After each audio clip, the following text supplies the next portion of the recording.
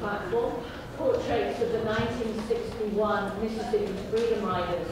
This is an interview with Eric Ethridge and Dr. Joseph Chuman.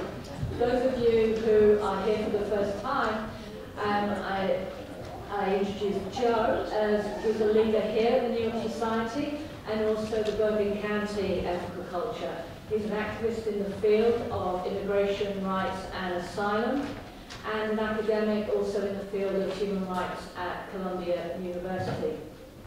Eric Ethridge is the author and photographer of Breach of Peace, portraits of the 1961 Mississippi Freedom Riders. This book contains the mugshots of all 329 riders arrested in Jackson, Mississippi in 1961, as well as his contemporary portraits and short profiles of 99 riders. The book was originally published in 2008 and was re-released in 2018. After the book was published, Eric co-created the Mississippi Freedom 50th Foundation, which organised a week-long series of events in Jackson and elsewhere around the state to mark the 50th anniversary of the riots. The May 2011 event was hosted by then Mississippi Governor Haley Barbour and Representative Benny Thompson, who represents the state's 2nd Congressional District. More than 90 riders attended with their families, in addition to several hundred high school and college students from around the country. Before photography, Eric worked online and in print as a journalist. For a year, he wrote a daily online column called The Opinionator for the New York Times. And prior to that, he created and ran websites for Microsoft and Clear Channel Entertainment, among others. He started his career as a magazine editor, working at Rolling Stone, Harper's Magazine, and 7 Days, and many other publications. He grew up in Carthage and Jackson, Mississippi, and now lives here in New York City. It is my honor, and we are delighted to welcome him here today to discuss this with Joe. Thank you. I do want to stand closer to the slides. Thank you, David and Benita, for the music. That was great. It's great to hear. The music really was the lifeblood of the civil rights movement in general, and especially the Freedom Riders. You know, they sang on the buses to keep their spirits up, to stay happy and to stay focused. They sang in the prison cells in Jackson and in Parchment. Singing always got them in trouble. Rip Patton, one of the Freedom Riders, told me he was a musician himself in college, played the drums in Tennessee State, and also played had a jazz band after the movement for a number of years. He lived in LA. He said, you know, we just sang and we sang the music. He said, it always got us in trouble. You know, the guards would take their toothbrushes away from them. They would take their mattresses away from them. At one point in Parchment, they took their clothes away from them. They turned off the plumbing. And he said, you know, that singing, you know, it was a little stinky after they turned the water off because we couldn't flush the toilet. He said, but the singing, we just kept on singing because they couldn't handle it. So it was a weapon as well as an inspiration. And the song that we're going to close with later today, if you maybe heard them rehearsing when you came in, Buses Are Coming, was written in the Jackson City Jail on the spot once the riders were first arrested. We'll see in a second.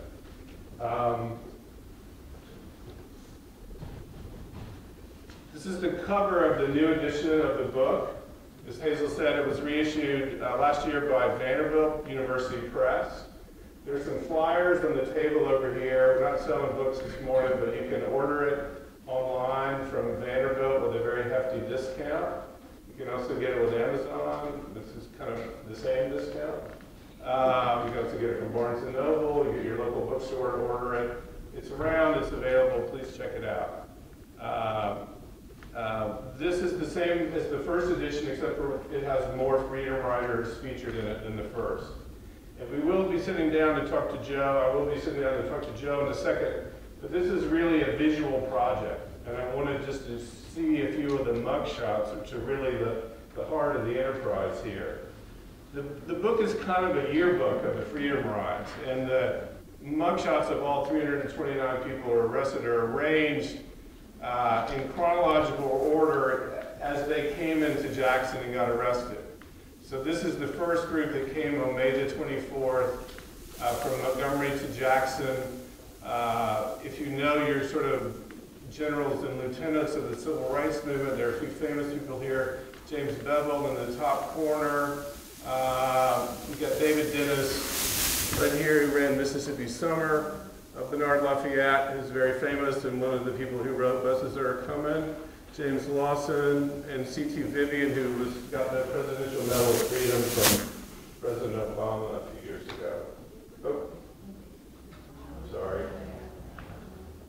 Now, this is like 2 weeks later, and you can see the movement. I mean, the Freedom Rides is sort of in full effect now. Now that they know they're going to get arrested in Jackson, they just start sending people in.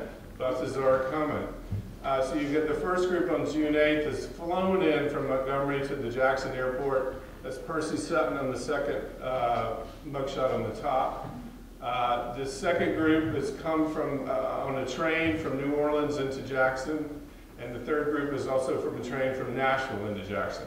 Those are the three primary staging cities: Montgomery, Nashville, and New Orleans. People would get there and then be sent into Jackson to get arrested. This is, yeah. Now, and then on the feature pages, as Hazel mentioned, I have new contemporary portraits of the writers. This is John Lewis, of course, on the balcony outside of his office in Washington. This is LeVon Brown, who was a high school student in Jackson when he got arrested. And this is Carol Silver, who graduated from the University of Chicago and was already kind of working in the movement. She had an extensive career in the movement, was also served for a while as a city councilor in San Francisco. She's photographed in Parchman when we took the Freedom Riders, when the Freedom Riders came back for the 50th anniversary event. We took them up to Parchman, where they had been incarcerated for a number of weeks in the summer of '61, and I was able to grab a few portraits on the fly as they were standing in their old cells. Pretty amazing. Now, like I said, the mugshots really are at the heart of this project, quite literally. There's that mugshot of Helen Singleton as a young college student from California. And you can see the mugshots are kind of, they're documents and photographs at the same time. So this is a document that's been punch holed for some reason, not sure why. It's also been stapled. So, you know, the repressive surveillance state is in effect here.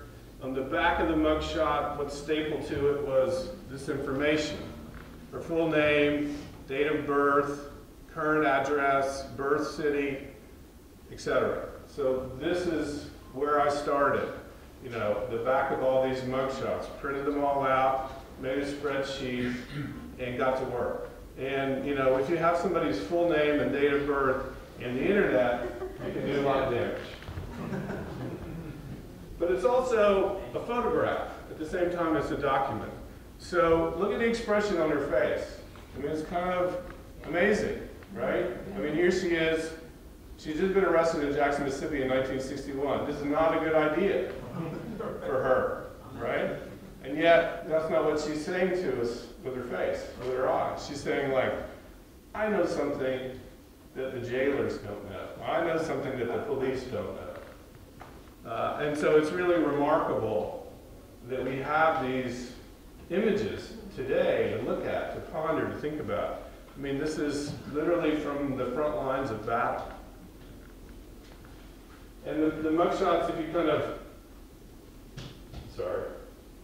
tear them apart a little bit and play with them, they begin to sort of, you know, you can sort of have a little fun with them and think about them more as photographs. I made this mural a couple of years ago, and you can see, like, a lot of people here, they were ready to, you know, engage with the camera. That was part, in a way, not really thought about, but it was part of their practice. It was part of their, you know, hijacking the process. They were all getting arrested, jail, no bail.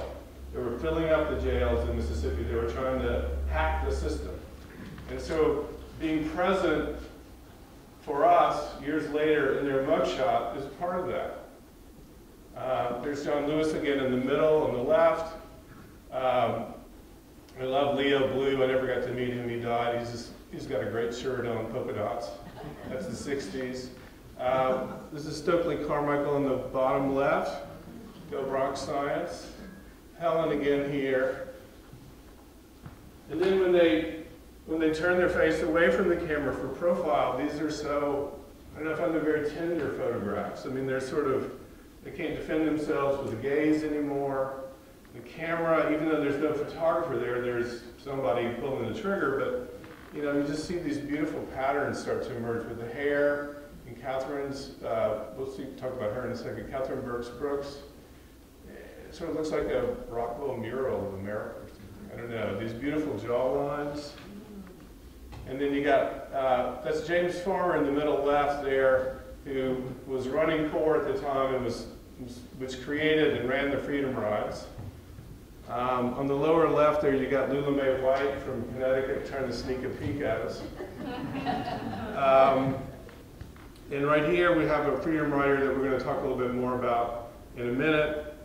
His name escapes me, Joe. Henry Schwarzschild. So we'll just remember his face.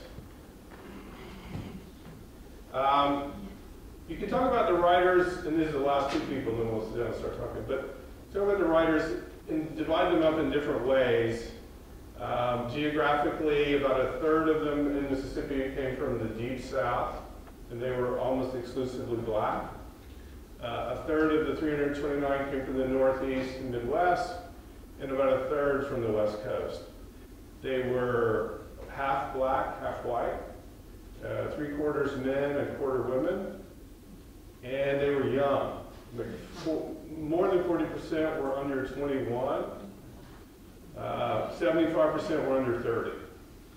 So youth make change, and then they live long enough for me to do a project about them 45, 50 years later. There were some adults on this Freedom Ride, you know, people in their 30s and 40s and 50s. I found a few of them. They were still around. But anyway, this is Catherine Burks-Brooks. The other way, okay, here's my last point. The other way to really just start to describe them, and this is sort of a general breakdown, is between the people who were already woke in 61 and the people who were about to be woke. Now, Catherine was a native of Birmingham, Alabama. She was a student at Tennessee State in 61. She was a veteran of the sit-in movement in 1960. She had been arrested dozens of times. She'd marched on picket lines, integrated stores and stuff. So she was like the troops. She was well trained. And when the Freedom Rides came along, it was just the next thing she was going to do. And so that really describes almost all the Freedom Riders from the South. You know, they were in college, they were schooled in nonviolence, they were trained in it, they understood the philosophy of it, and they were just ready to go.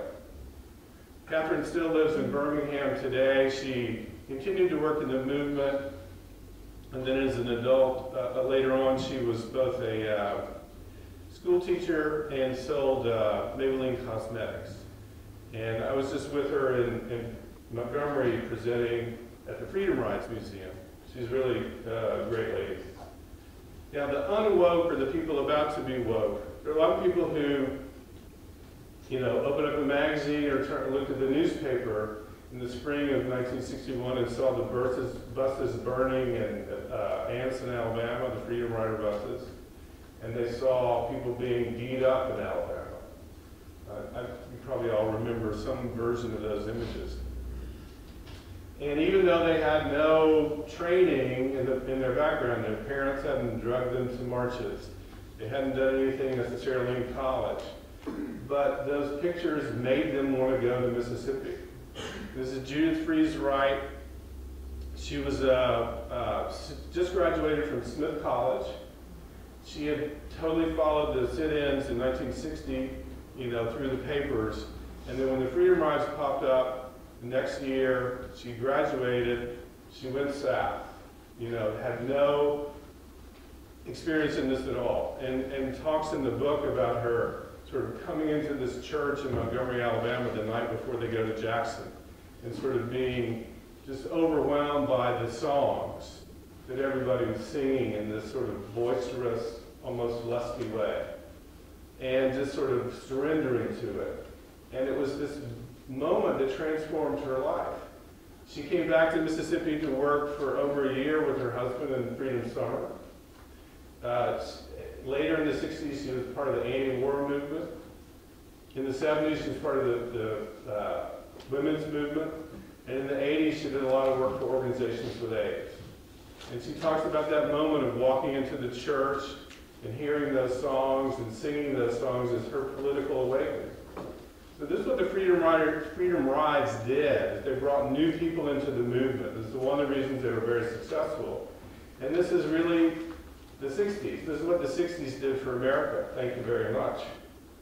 And that's Judith today, or in 2011. You don't normally see people smiling happily in prison, but she was very happy to be back there that day. And she lives up near Boston today. Anyway, that's it for a very quick slideshow about the brides. There's flyers over here on the table, like I mentioned, that you can order for a discount from Vanderbilt. More information about the book. Also, the Freedom Ride Museum in Montgomery, Alabama. I was speaking there, as I said recently. They gave me some flyers to hand out, so I'm handing them out. I highly recommend going there on the trip, the new Civil Rights Museum in Jackson, and in Montgomery, the new lynching memorial. If you've read about that, it's pretty amazing. Thank you very much. Thank you.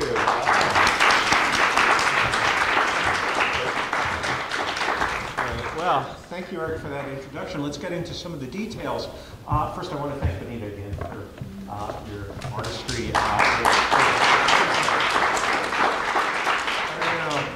Did you choose the songs or did you work together? Wow, could not have been more relevant. It's really extraordinary. Thank you so very much. Let me just say a word about how we came to do this program this morning. Monica Weiss, who is the chairperson of our platform committee, and believe me, a lot of work goes into putting these Sunday platforms together. Those who aren't involved may take it for granted, but there's a lot of work here. Noting that Martin Luther King Day is a week from this Sunday, asked whether I wanted to give a talk on King, and I said, well, I just gave a talk on King here just not so long ago. Maybe what we ought to do is something else, something related to civil rights. And I said, I bet you can find in New York City some people who were involved in the Freedom Rides. And Monica went on a search with her husband, and we didn't find a freedom rider, but believe me, we struck gold. Eric Ethridge. This book, by the way, you saw the photographs, is a testament to humanity. It is absolutely, the photographs are absolutely beautiful. And we're a humanistic organization. I've asked Maggie to get some copies to put on our book table. It's about us in many ways. The humanism in it is just really quite amazing. This is what we're going to do. I have a series of questions I wanted to ask Eric, and then this is the type of program I think that really invites questions from the floor. So I'll engage Eric, I guess, maybe for about 20 minutes, and then we'll open it up, and then we'll probably try to end this component by about 20 after 12, and then we'll close out our program. Let me just ask you personally, what inspired you to do this? Well, I'm from Mississippi, I think as Hazel mentioned, and I had lived in New York for a number of years and was sort of turning myself from a magazine editor into a photographer. And I was looking for a project to do, and I'd seen a couple of projects, photographic projects, where people were working in archives, with historical images. And I thought they were very successful, and it seemed like a really interesting kind of project to do. And I knew that in Mississippi we had a thing called the State Sovereignty Commission. You may have probably heard of that. It was sort of our Stasi, created in the late 50s after Brown versus Board to protect the sovereignty of Mississippi, states' rights. It feels like we're living through another one of those time periods today, unfortunately, and it's all very relevant. But when the Freedom Riders came to town, they worked hand in glove with the police to collect all the mugshots, and that's why we have this record today, is because of the State Sovereignty Commission. And so I went looking, and this is around 2002 or 3, and I knew that the files of this agency had since been made public. So I went looking in there and eventually found, not discovered, people knew they were there already, but for me, found the mugshots. And once I sort of spent a little time with him, I realized it was kind of a perfect and obvious re-photographic project to try to find as many of these people today and, as it turns out, record their stories and make a new portrait and make a book. Right. When I think of the civil rights movement, I think of it as framed by the career of Martin Luther King with the Montgomery bus boycott in 1955 and then his death in April 1968. The book documents the freedom rides of 1961, which falls right in the middle of that trajectory. And I'm wondering if you can talk, it's a somewhat diffuse question, but whether you can talk about the place of the freedom rides in the civil rights movement at that moment as the civil rights movement was evolving, as it was undergoing some internal changes and so on and so forth. Sure. How do we interpret the place of the freedom rides? Well, I think the freedom rides are really the first major national campaign. I mean, 1960, you got the Montgomery bus boycott and then a few years of activity, but nothing major. And then in 1960, all these young black kids who were in college, I think probably the first of their families to go to school, they were just ready. They were ready all over the place. And it sort of started in kind of like a brush fire in Greensboro, North Carolina on February the 1st, 1960, the sit-in campaign. And everyone just like, we got to do that. So all over the South, there were these, drugstores, Woolworths, lunch counters, movie theaters, all these, downtown businesses that were going on. But these are all local events, always usually just done by the people who were trained to do them, those college students, and made a lot of change. But at the end of the year, people were saying in the movement, okay, now what? And in a self-critical way, they're going, all these people get arrested, but then they just bail out, and that doesn't seem to be working. So there was this idea from Gandhi, of course, and others, jail, no bail. So fill up the jails, kind of use the system against itself. So that had already been being discussed, and then the Freedom Ride idea was created by CORE because of a Supreme Court decision in the fall of '61 that said you can't discriminate in bus stations. They'd already said you can't discriminate on buses. So farmers said, aha, this is an opportunity for us. They'd already done a freedom ride in 1947 in the Upper South. So there was precedent and this idea was there. So Farmer and CORE said, we're going to go from New Orleans to Jackson. And we're going to just integrate stations along the way and see what happens. And try to draw some attention to the fact that the law was that you couldn't do this, but all the southern states were disobeying the law. And to try to get through this quickly, I think it was the first national campaign where this happened. I mean, this is their first, this is a big story around the world. The burning bus in Alabama, the attacks in Alabama, these created newspaper photographs and TV footage that literally went around the world. And it brought in all these new people to the movement. They were like Judas. They were able to test out in Jackson. They weren't expecting to be arrested, but they were. They said, we're just going to stay here, forget about New Orleans. We're going to jail, no bail. So it gave them the chance to test new theories. And it really kind of set a template for going forward for the kind of campaigns that they would practice in Albany and out in Georgia and Alabama and elsewhere. So it was a fundamental development block. Right. So in effect, it was a strategy. The law had just been passed. The law ran interference with 400 years of Southern slavery and segregationist culture, lynchings, the horrors of the South, and so on and so forth. So this was, in a way, a confrontational strategy to basically realize the law. Right. To basically make the law substantive and make it real, and so forth, rather than something that would remain exclusively on the books. Right. I mean, another way to think of it was the federal government abandoned the South, say, like by 1875. Right. 10 years after the war was over, they just said, okay, we're not going to enforce any laws down here anymore, any race laws. We're not going to send troops. We can't do that. And so 100 years later, almost, 1961, the civil rights strategy was really to force the federal government to engage again in the South. and they succeeded. Right.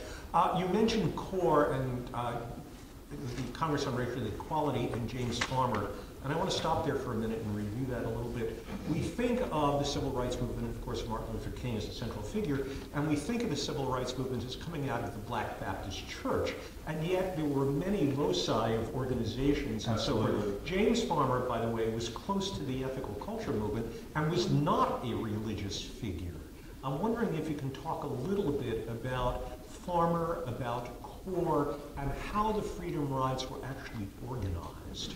Well, Farmer had actually helped create CORE originally, I think in the 1940s. I won't give you an exact year because I'm not sure I remember. And so it was kind of, it had been around for a while, obviously, 13 years in 1960. But King was getting all the press. And these darn kids in Nashville and elsewhere were getting all the press. SNCC was just now starting to form. And Farmer's kind of going, of course, well, we've been around for 13 years, but everybody else is it's like Batman, and he's like the Joker in Batman. He's getting all my press. So they were all these groups are very competitive with each other. If you go and talk to the students who were coming from Howard or from Fisk University or from Atlanta black colleges, they all have this sort of, like we sent more people per capita than any other student group in the South, or we had more people arrested, blah, blah, blah. So they're all very competitive with each other. And it was a kind of a loose confederation of organizations. And so CORE thought up the Freedom Rides as a way to get back in the game, in a sense, and to sort of keep things going. And, and I think the Freedom Rides, to sort of extend your question maybe, the Freedom Rides are a really good example of how the movement was not necessarily just led by King and other, people. It was led by everybody. And the rides really, we don't have time to go into today necessarily, but if you read a little bit or watch some of the documentaries online, the rides really fell apart after all the violence in Alabama. And it was because of the national student movement, the kids acting on their own, that it was resuscitated and it exists today. So I see King as a very important figure, but from my experience reading this history, people are always like starting a fight, and then he has to go, starting a campaign, starting a war, starting a movement. But then he goes and sort of plays his role of being the interlocutor between Washington and white America and the kids on the ground. Now that's not always true, obviously, because they created a lot of the Birmingham campaigns and so on and stuff. But a lot of the times he's just running to the fire that some crazy 18-year-old started, and now he's got to try to make some sense out of. Right. Who's James Farmer? Could you give us some background on James? No, sorry. I'm a little rusty on that one today. But he was a lifelong member of the civil rights movement, a nonviolent person. The great debates. I don't remember that. Okay, let's hold up the questions. Sorry. We'll that's fine. I want to get to questions from the floor in a little while. Very interesting point, a little wrinkle in this. The title of your book is Breach of Peace.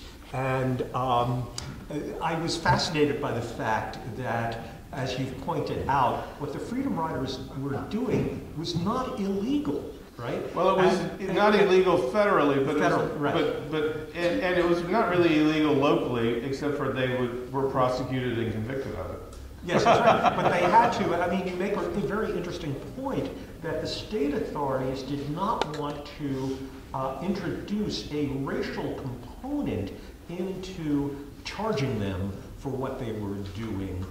Because they feared a type of legal backlash in that regard, and therefore they had to charge them with something. Disturbing the peace. Disturbing the peace, and that's where you get the title. Yeah, which is the great title. I mean, we should all be disturbing the peace. Let's talk about the nitty-gritty of what actually happened there. This is a frightening moment, Mississippi burning. You're going down to the Deep South. You're challenging, again, the racism, the hatred history, which is 400 years of ugliness and violence. What were talking about the Mississippi ride, what were these people met with as they went to Mississippi? I mean, What was the environment? How did law enforcement behave? How did the public, the bystanders, the racists, how in effect did they relate to these outside agitators coming in and... Well, you know, the backdrop is that, you know, for three times in a row in Alabama within a few days, the writers were beaten, attacked, almost killed. And again, as I said, that made national news. So when they came into Mississippi, and international news, when they came into Mississippi, Mississippi was determined to defeat them a different way. You know, we're not as dumb as those people in Alabama are. Right. So we're just going to lock them up, and that'll show them, you know, how clever we are. And it was actually a deal worked out between Kennedy, Bobby Kennedy, and one of the U.S. senators from Mississippi at the time. And so they just put them all, they convicted them of breach of peace and threw them in jail, and they go, ha ha ha, aren't we clever? And therefore they created really the freedom rides, you know. So then the movement had this chance to do jail, no bail. They really decided within a day or two of getting locked up what was this new strategy, and they started writing songs like, as we're going to sing in a minute, Buses Are Coming. And then it was really, you know, partly an organized effort from the Corps in New Orleans, the student movement in Nashville and Alabama, to get people to keep coming into Mississippi. But also it was people like Jude Freeze Wright just going, I'm going, how am I going to get there? And they would figure out some way to get to Nashville or to get to Montgomery or get to New Orleans, and then they'd be put into the machine that would feed them into Jackson to get arrested. Right. And they were, so everybody was arrested. A few people were beaten in jail. You know, the little woman from Mississippi, from New Orleans, was like just popped upside the head when she wouldn't say yes sir or no sir to the police and the guards. That was always a bone of, you know, that was always a pressure point. But there was never anything like the violence in Alabama. It was all just, they took their clothes away from them in Parchment, they took their mattresses, they turned the water hoses on them a few times. A couple of guys got whacked around a little bit. How long were they imprisoned and how did they get out? They were all in prison for about 6 weeks between Jackson and Parchman, the prison in the Delta. They had to bail out at 6 weeks to preserve their appellate rights. There was a lot of backing and forthing legally between Corps and Mississippi to try to maneuver for advantage. But they all basically did 6 weeks in jail. Your book, of course, is filled with human stories. Could you just tell us, Eric, 2 or 3 that really impress you, make the deepest impression? Sure. Most inspiring impressions. Yeah. You know, there's a lot of great stories. I mean, do you want me to do, should we do Schwarzschild? Well, first, tell us or about, do, yeah, or well, do because you I do want to add somebody a little else? bit and bring him into ethical culture. Okay. And overlap. Well, maybe we should start with him. There's a guy, I pointed out his mugshot, I never met, who died before I started my project. It was named Henry Schwarzschild, and he was probably best known, he lived in New York, and probably best known as, he organized the ACLU's Project Against Capital Punishment for years and years. But he was originally born in Germany, and from a very distinguished intellectual family in Germany, and who got to New York just before the war. And there were several freedom riders who escaped Europe just before the war or after the war had started as children, who then brought that experience into the rides. And I came across this later just doing some research. It's in a book, but Schwarzschild talked about why he went to Mississippi, and it's really one of the great answers. It's a little long, so I'm going to read it to you. Just take a second. But it resonates with a lot of the other comments that I've heard from writers over the years, and it's humbleness primarily, but in other ways as well. He said, I do not think that my participation in the Freedom Rides made an appreciable difference to the inevitably successful outcome of the struggle. Nor did I expect it to heal the wounds of which the white majority has for decades inflicted on the Negro. I went to the South in inadequate obedience to the biblical demand to do justly. I went as a Jew who remembers the slavery of our forefathers in Egypt, and who wants to obey the injunction to consider himself personally liberated from Egyptian slavery. I went as a Jew in response to the prophetic question, "Are you not as the children of the Ethiopians to me, O children of Israel?" My participation in the Freedom Rides was an act of faith in the validity of a moral act. I went because I needed to go. Right. Which I think is incredibly moving. I'm really tempted here, and I don't want to steal the morning, it's yours. But I knew Henry Schwarzschild very well. I was too young to participate in the civil rights movement, but I was very active in anti-death penalty work, and it was through that work that I worked together with Henry Schwarzschild. And he was very, very smart. He was the director of the National ACLU's Anti-Death Penalty Project, and in the late 70s I was Amnesty International's national coordinator against the death penalty, and then was the New Jersey coordinator of our statewide coalition in the early 1980s, and it was through that work that I got to know Henry. And he was a very principled, dedicated guy, very stubborn, sometimes personally difficult to get along with, but was very committed to what he believed in. And I'd like to say that his brother was actually a very noted Reform rabbi, and as you noted, Henry had a strong Jewish identity, yet when he died, he chose to have his memorial right here at the Ethical Culture Society, which is very interesting in terms of this. Absolutely. Right, which is quite interesting. I have to mention someone else too, and this is, I'm stealing the show here for a moment, but somebody who was personally very important to me, who is in your book and a Freedom Rider, and that's a guy by the name of Byron Baer. Byron Baer was lived in Englewood, New Jersey, and he for many years was my state senator. And I knew Byron very well. He was a progressive. He was imprisoned once for trying to support farm workers. He broke the law of civil disobedience, taking some of these principles, and in South Jersey tried to support farm workers in New Jersey, and was arrested and went to prison when he was a state senator.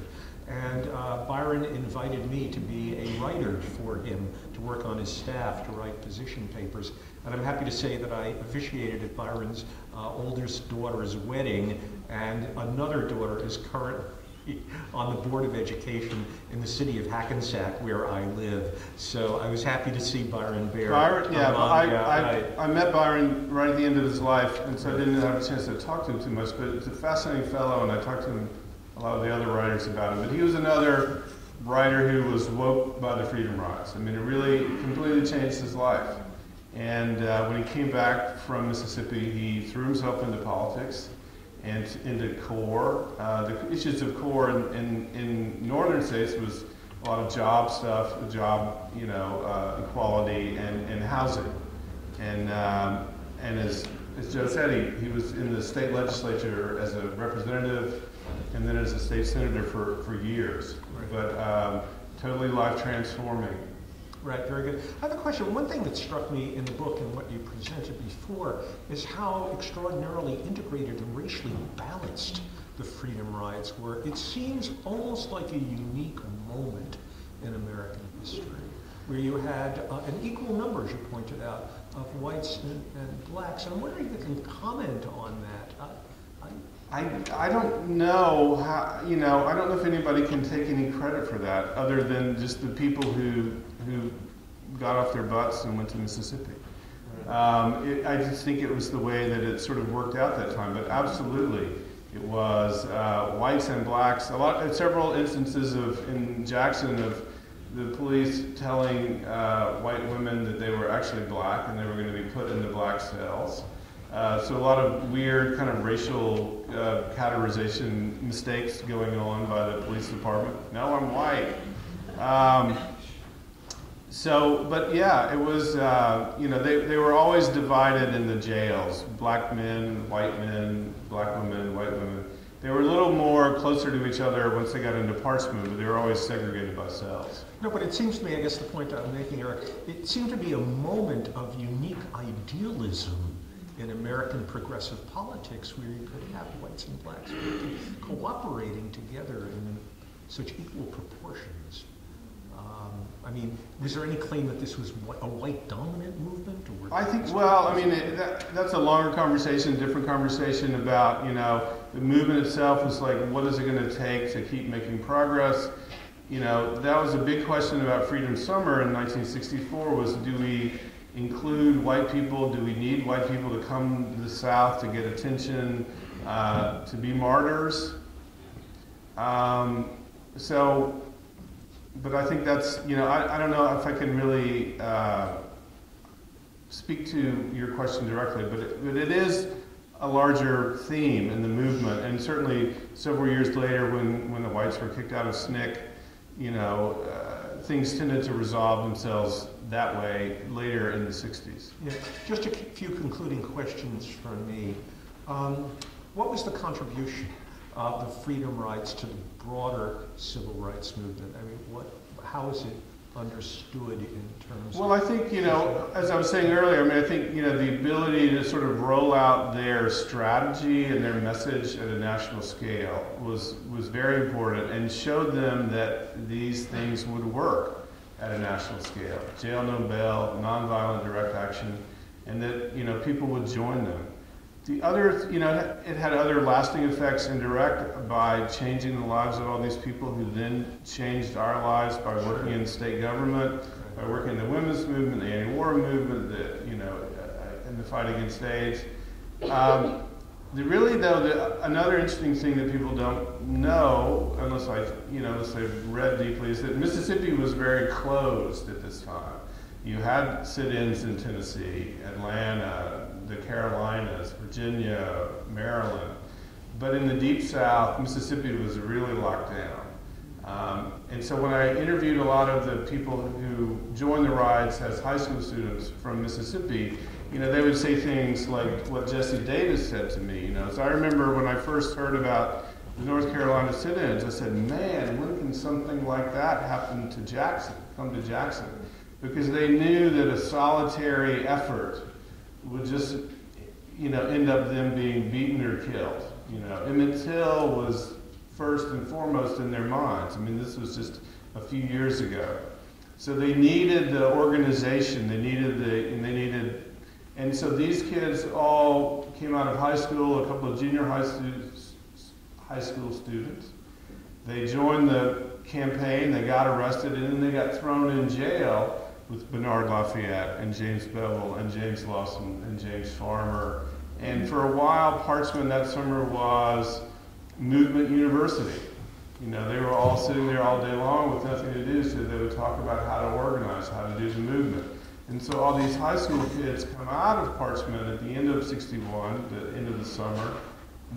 They're now the movement in Mississippi. So they go into Macomb, they go into the Delta, they go really all over the state, and they're now the civil rights leaders.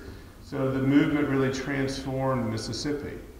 And I think that the movement, probably the biggest lesson, and it's in your program today, and I don't have it in front of me right now, but it's the quote from Diane Nash, who was a major figure in the student movement in Nashville, and one of the main organizers of the campaign and the Freedom Rides, although she was never arrested in Jackson.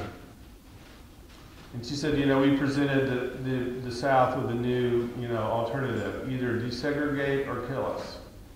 And they really, the lesson they thought they were learning was that, you cannot let a campaign be stopped by violence. So after all the violence in Alabama, they had to keep the campaign going, else they would just stay where they were. And I think that lesson was probably, one of the most important that they learned, that you have to keep going forward. One final question for me, and sure. It veers into the personal a bit. We're in a very dark moment of racist reaction in this country that is very despairing and, yes. And very frightening. After all, many of us thought with Barack Obama that maybe this country was beginning to turn a corner with regard to our ugly racist legacy, and then lo and behold, look what we have now.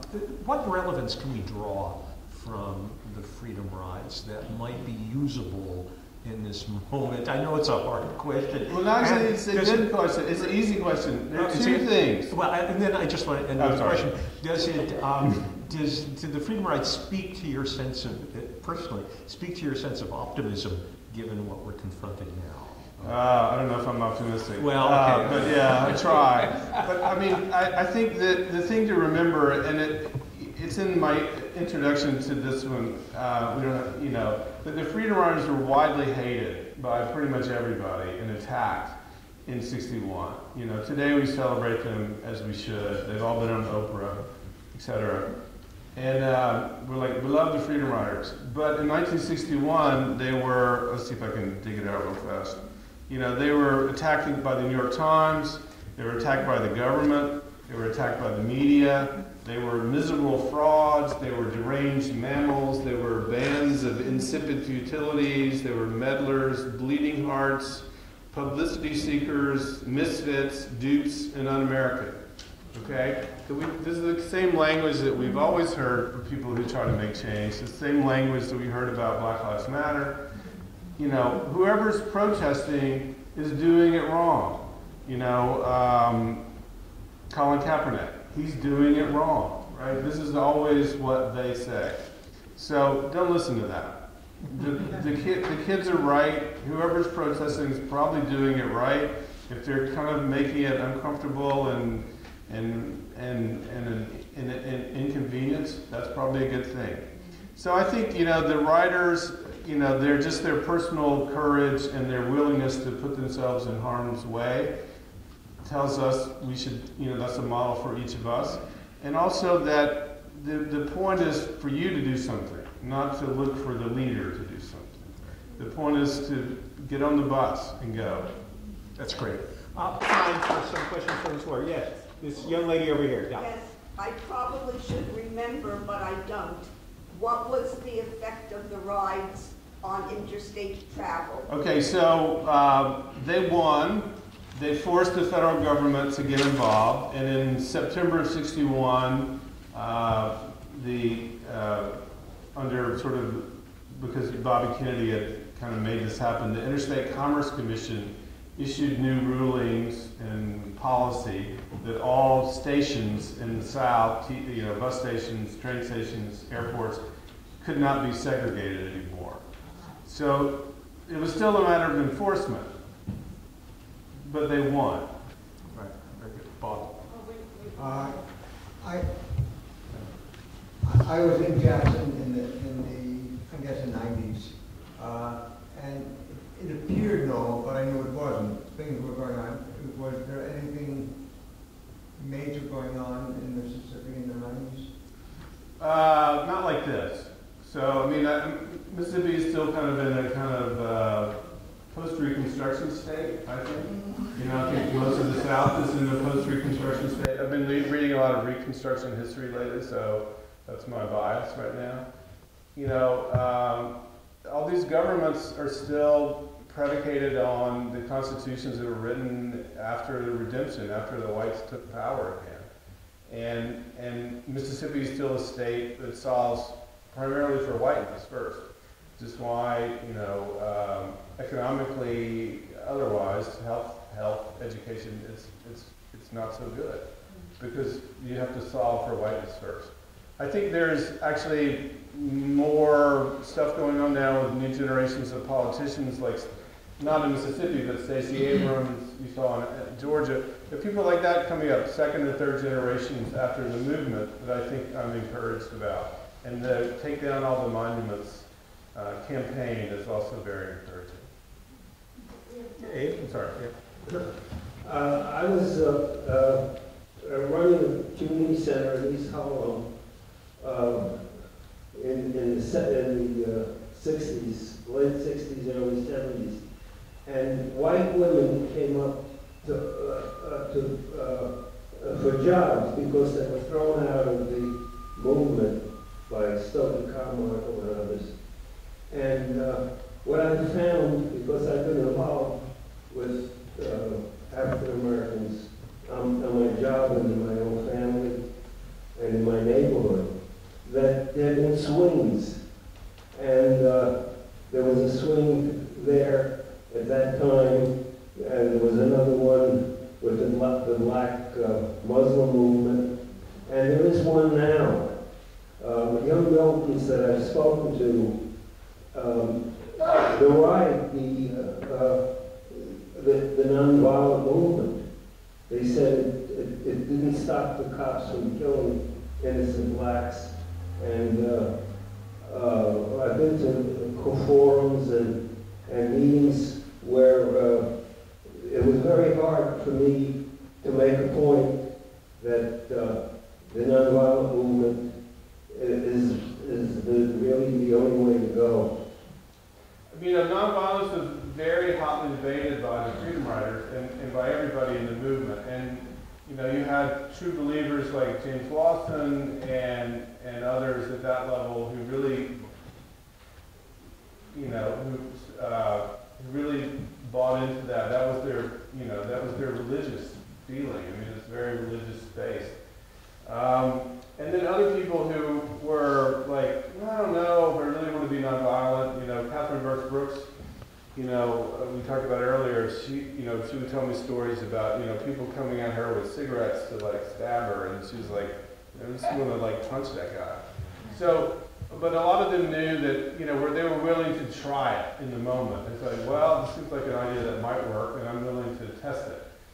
I do think it's, you know, it is an amazing concept, and it is very active. It's not passive.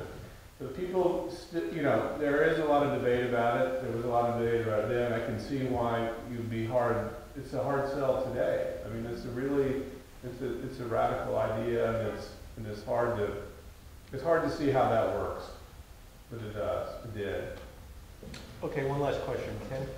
How important do you think Brown versus Board of Education was? Was that a major stimulant to the movement?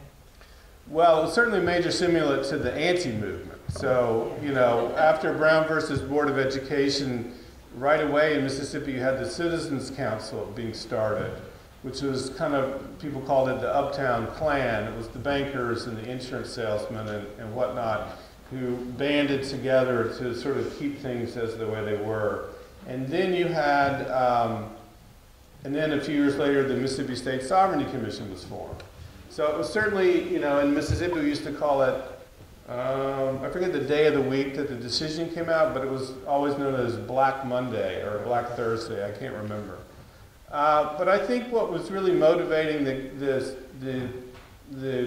students in the Freedom Rides and the participants, the black participants in the Freedom Ride, is they wanted freedom now. They want it now, okay, not a year from now. Let's don't go slow anymore.